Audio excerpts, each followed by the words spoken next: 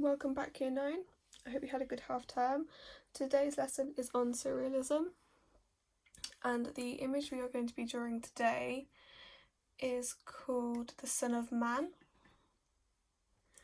And you'll have on class charts a gridded up image, and the reason we've gridded it up is just to help break it into sections, and because could be quite a complicated image for some of you to draw.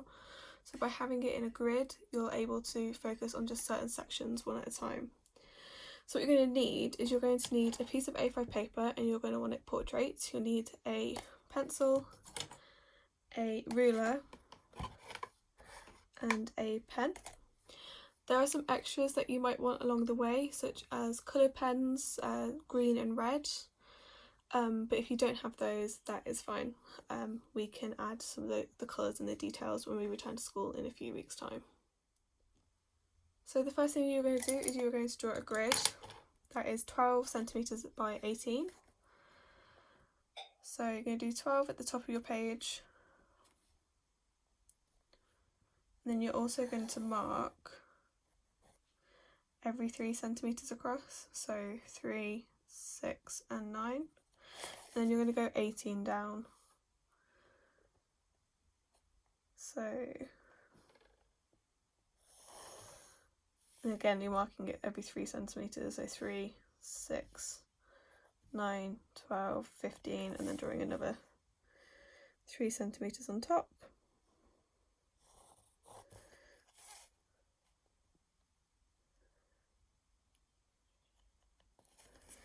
And going across 12 again and doing exactly the same.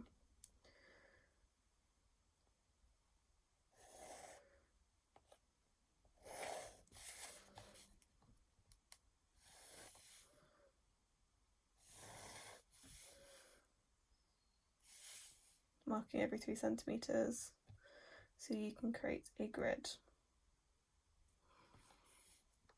I have this little thing here just to keep my sketchbook flat. It does mean it gets in the way slightly.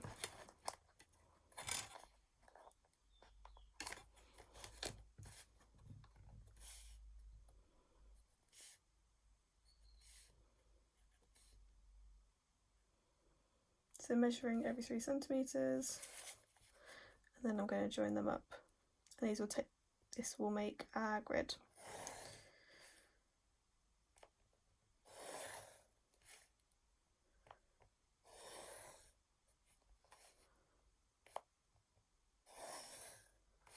As always, you can do this on any paper you have, as long as you keep a hold of it for when we return to school, and we can put it in our sketchbooks.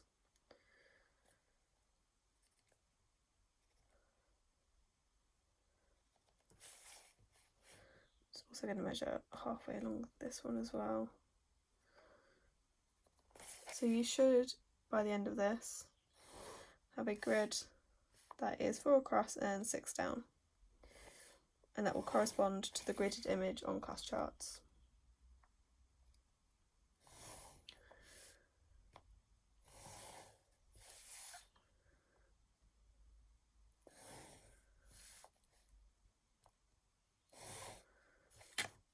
So you should have a grid that looks like this on your page. As I mentioned earlier, this just helps us break the image into sections. Whilst it looks quite a simple image, there's quite a bit to consider in terms of proportion and scale. So this just helps us, and if we need to stop at any point, it's easy to refer back to if you've worked on just one square. You're not trying to figure out where everything goes when you come back. So the next section, I'm going to be sketching the outline, and that's going to be sped up slightly just for the sake of ease. You can replay any section as many times as you want. The aim is to have your outline and your tone added by the end of the lesson.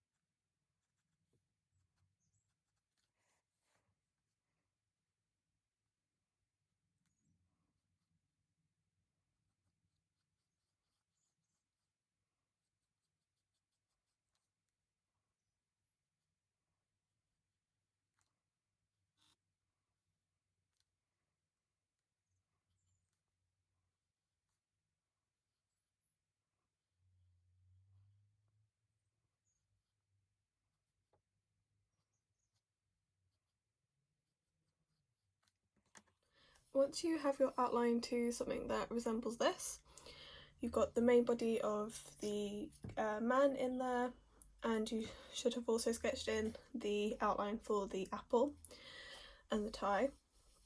What we're going to do first is we're going to add in the tone for the blazer, and we're going to do that by using a black biro. We're going to try and keep our colours as close to the image as possible and our tones, so we're going to be working from our shadows to our highlights. So we're going to be starting with the inside of this arm here and this side of the blazer before we kind of add in our midtones and highlights. Once we've done that, we will then move on to adding our tie and our apple details. For those, make sure you're using a different colour. I've found a green biro and a red pen. If you don't have those, leave it blank and we'll add it when we come back to school. But if you do have even red pen or red paint even, or green paint, you can use that as well. So I'm going to add the tone into the blazer, then I'm going to add the red to the tie, and then the green to the apple, and then I'm going to add the blazer, the black to the, not the blazer, the top hat very last. And the reason I'm doing that is so I can figure it'll be easier for me to work black around the green than the other way around. So I'm using cross-hatching or mark making for this. I'm going from shadows to highlights, and I'm going to take my time with it and being quite neat and precise, because if you remember earlier back at the beginning of the lesson or through the PowerPoint, you'll have learned that surrealism is to make the ridiculous look normal, or to display the dreamlike or the fantasy in quite a realistic depiction. So the next bit's going to be sped up, but again you can rewatch as many times as you need to.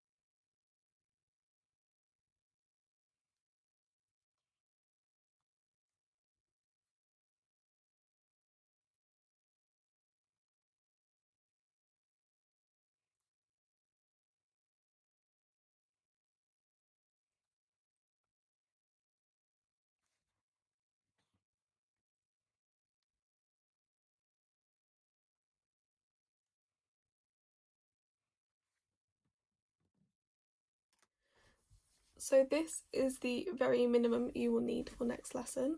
So you need to have added tone and colour to the top. So the blazer, the top hat, the apple and the tie. You'll have seen that I've actually gone into the apple with a bit of black, just because my green pen wasn't as strong as I wanted it to be. So to get that really dark shadow, I went back in. I'm going to upload a second video which is going to show how to do the background. So if you've got watercolour, you can do the next step, but this is all I'm asking for next lesson, is that this is what you have. So if you haven't completed this within the hour, you do have until next week, but this is the very minimum of what you will need for your next lesson.